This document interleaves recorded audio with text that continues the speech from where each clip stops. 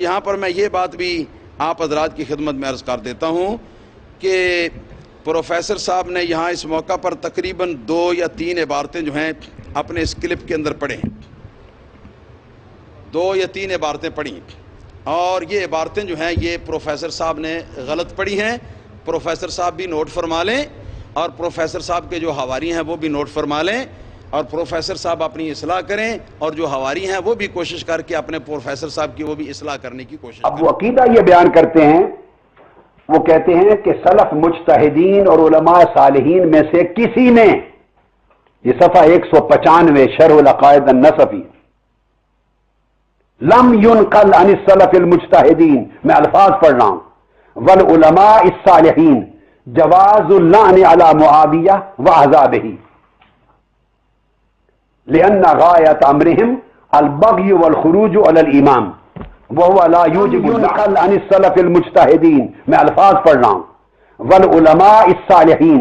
جواز اللعن علی معاویہ واحزابہ۔ جس طرح پروفیسر صاحب نے غلط پڑھا ہے، مگر پروفیسر صاحب کی جانے بلا کہ فاعل کیا ہوتا ہے، مفعول کیا ہوتا ہے، معطوف علیہ کیا ہوتا ہے، معطوف کیا ہوتا ہے، مجھے افسوس ہے کہ ان کے ٹیوٹر نے عبارتوں پر اعراب لگا کر دینے والوں نے بھی توجہ نہ کی، یا یہ کہ ان کو بھی پتہ نہیں ہے۔ اصل عبارت یہ ہے جواز اللعن علی معاویہ وعذابہ، وعذابہ، عذاب کا عطف جو ہے یہ جواز کے اوپر ہے، تو جواز کے لفظ کے اوپر اس کا اگر عطف ہو تو اس کا مفہوم بنے گا کہ سلف مجتہدین اور علماء صالحین میں سے کسی ایک سے بھی یہ 2 باتیں جو ہیں یہ منقول نہیں ہیں،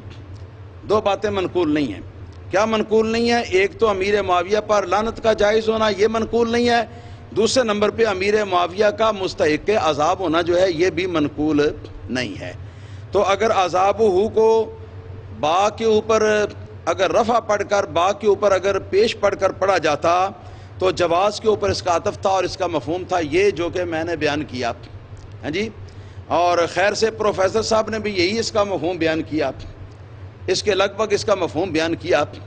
تو چونکہ ان کی پڑھی ہوئی عبارت سے یہ مفہوم نہیں نکلتا، لہٰذا میں کہتا ہوں کہ اندھے کو اندھیرے میں بہت دور کی سوجی۔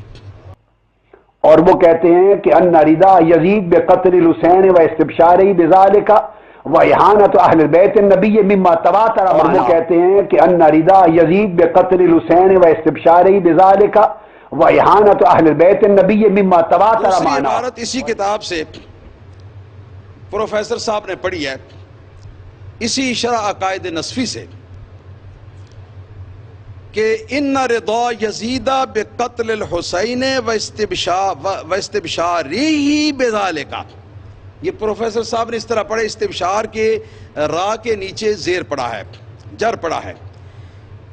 ان رضا یزید بقتل الحسین و استبشارہ بذالک و اہانتہ اہل بیت النبی صلی اللہ علیہ وسلم مما تواتر معنا۔ اس عبارت کے اندر استبشار کا لفظ جو ہے یہ معطوف ہے اور اس کا عطف ہے کس کے اوپر؟ رضا یزید پر، رضا کے لفظ کے اوپر۔ تو جو رضا کا اعراب ہے وہی اعراب استبشار کا بھی ہونا چاہیے، کیونکہ قاعدہ ہے کہ جو اعراب معطوف علیہ کا ہو وہی اعراب معطوف کا بھی ہوتا ہے۔ تو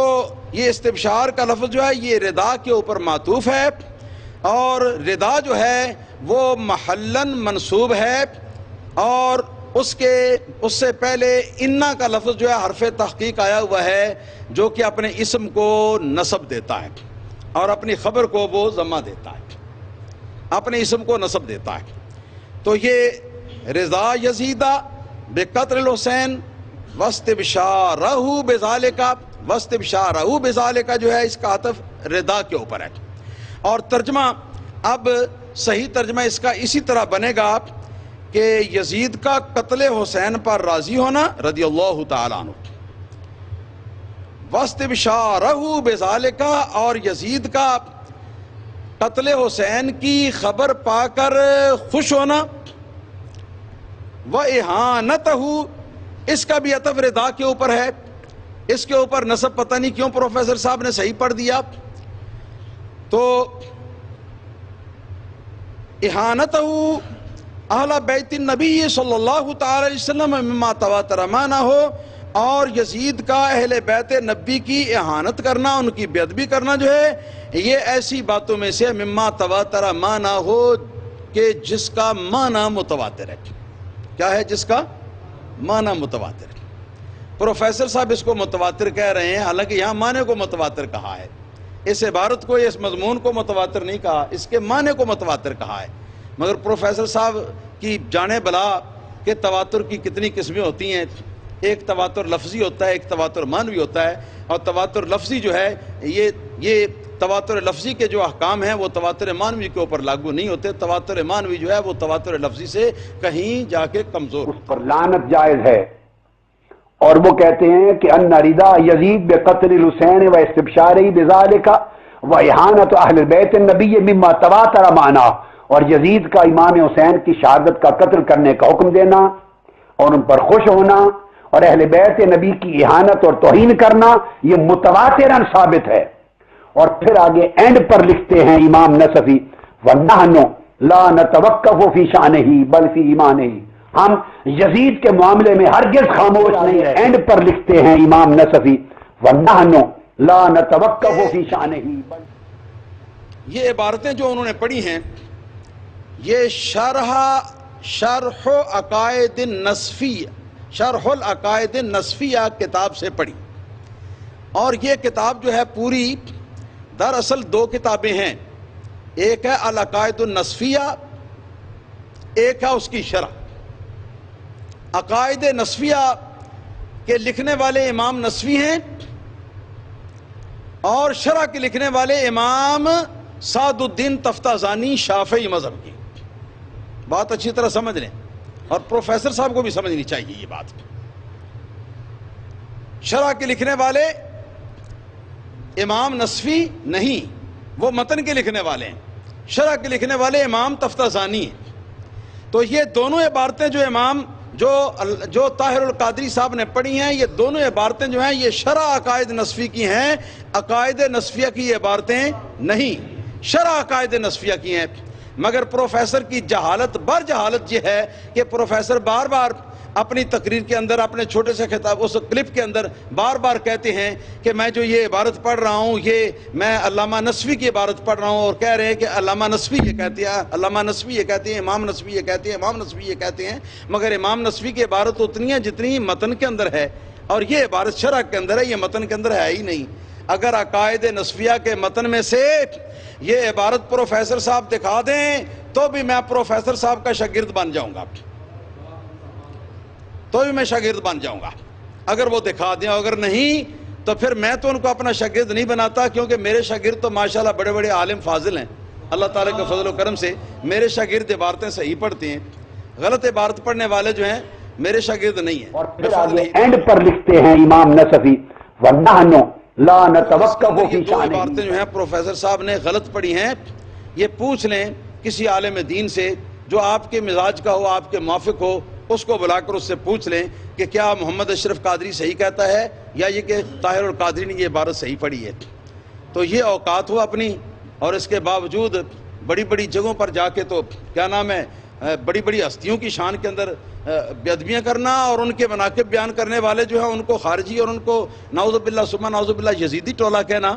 یہ بہت بڑی یہ غلط بات ہے اور بہت بڑی غلطی ہے۔ پروفیسر صاحب کو اس سے توبہ طائب ہونا چاہیے اور اپنی عربیت درست کرنی چاہیے۔ اتنی بھی تمیز نہیں کہ علم کلام کی یہ کتاب کو وہ سامنے رکھتا ہے اور رکھ کر تو اس کی عبارت کو بھی وہ نہیں سمجھتا، اس کی عبارت کے اعراب کو نہیں سمجھتا، اس کی ترکیب کو وہ نہیں سمجھتا۔ تو یہ تو ایسی ہے، قرآن پاک نے فرمایا ہے کہ ان لوگوں کی مثال دی ہے کہ جن کو کتاب جو ہے وہ لاد دی گئی ہے، جن کے اوپر اللہ تعالیٰ نے ان کی مثال دی ہے کہ مثل الحمار یحمل اسفارا، ان کی مثال جو ہے میں ترجمہ نہیں کرتا، شاید کسی کے دل کو تکلیف نہ پہنچے، خود ترجمہ قرآن پاک ترجمے والا لے کر اس میں سے دیکھ لیں۔ یہ 50 کتابیں میرے سامنے پڑی ہیں، 50 کتابیں، امام اعظم ابو حنیفہ سے لے کر امام طحاوی، امام نصفی سے لے کر امام نصفی تک کل کتابیں، امام ابو منصور الماتریدی، کسی نے باب نہیں عقائد میں قائم کی ان کے مناقب پر۔ یہ فتنہ گر ملا کہاں سے آ گئے؟ اہل سنت کے لانے والے، یہ یزیدی خارجی ٹولہ جو شہادت امام حسین کی رات میں حضرت امیر معاویہ کے مناقب پہ خطاب کرتا ہے۔ وہ اس لیے خطاب کرتا ہے کہ ایک صحابی ہونے کی آڑ لے کر ان کی منقبت بیان کرتا ہے، من اس خبیث کا یزید کی حمایت کرنے کو چاہتا ہے، وہ حب اہل بیت کی مخالفت کر رہا ہے، وہ بغض اہل بیت رکھتا ہے۔ سو میں علماء سے کہوں گا کہ ایسے خارجی ذہن لوگوں کے لیے خاموش نہ رہو، آپ کی خاموشی جرم ہے، ننگا کرو اور اہل سنت کی صفوں سے جوتے مار کے باہر نکال دو۔ انہوں نے فتویٰ دیا ہے کہ 9ویں یا 10ویں محرم الحرام کو یا محرم کے عشرے میں، اور ایک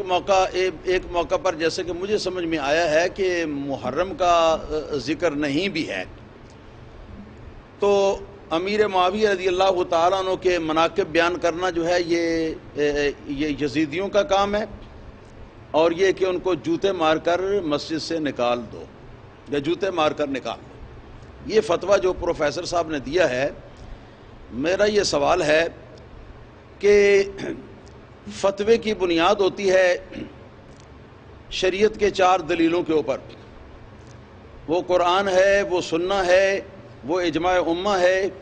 اور وہ قیاس شرعی۔ مگر پروفیسر صاحب نے ان 4 دلیلوں میں سے کسی ایک دلیل کا بھی ذکر نہ کیا، اور پروفیسر صاحب اتنے تہی دامن ہیں اس سلسلے میں کہ انہوں نے جب یہ فتویٰ جڑ دیا تو فتویٰ جڑنے کے وقت کوئی ایک فقہ حنفی میں کہ جس کے وہ اپنے آپ کو ٹھیکیدار بنائے بیٹھے ہیں آج کل، اور ٹھیکیدار بنا کر فقہ حنفی کا تو اس کے بخیے ادھیڑ رہے ہیں اور اس پر ظلم کر رہے ہیں، تو اس فقہ حنفی کی کسی کتاب کا حوالہ نہیں دیا۔ تو میرا یہ مطالبہ ہے پروفیسر صاحب سے کہ وہ کسی حنفی مذہب کی کسی کتاب یا علم کلام کی کسی کتاب جو کہ اہل سنت و جماعت کی معتبر کتاب ہو، اس میں سے کسی اہل سنت و جماعت کے کا معتبر اور مانا ہوا اہل سنت کے نزدیک قول جو ہے وہ ایسا وہ پیش کریں کہ جہاں یہ ہو کہ 9ویں یا 10ویں محرم الحرام میں حضرت امیر معاویہ رضی اللہ تعالیٰ عنہ کے مناقب بیان کرنا یزیدیوں کا کام ہے، اور یہ کہ نعوذ باللہ ایسا کام کرنے والے کو جوتے مار کر مسجد سے نکال دینا چاہیے۔ میرا سوال قیامت تک کے لیے پروفیسر صاحب پر ہے، قیامت تک مہلت ہے، پروفیسر صاحب اس کا جواب دیں۔ اور منہاج القرآن والوں سے میری درخواست ہے، مؤدبانہ التماس ہے کہ آپ اپنے قائد صاحب سے اس بات کا تقاضا کریں، اس بات کا مطالبہ کریں کہ علم کا جواب جو ہے وہ علم سے دینا چاہیے، یہ نہیں کہ چند ایک بازاری قسم کے لوگ جو ہیں ان کو آگے لگا دیا جائے کہ وہ مفتی صاحب کو گالیاں دیتے رہیں، اور گالیاں وہ بول کر تو اس کو انٹرنیٹ کے اوپر چڑھا دیں۔ گالیوں کا جواب ہمارے پاس کوئی نہیں ہے، اور یہ ہم کہتے ہیں کہ الاناء یترشح بما فیہ، برتن میں سے وہی بار آتا ہے جو کہ اس کے اندر ہوتا ہے۔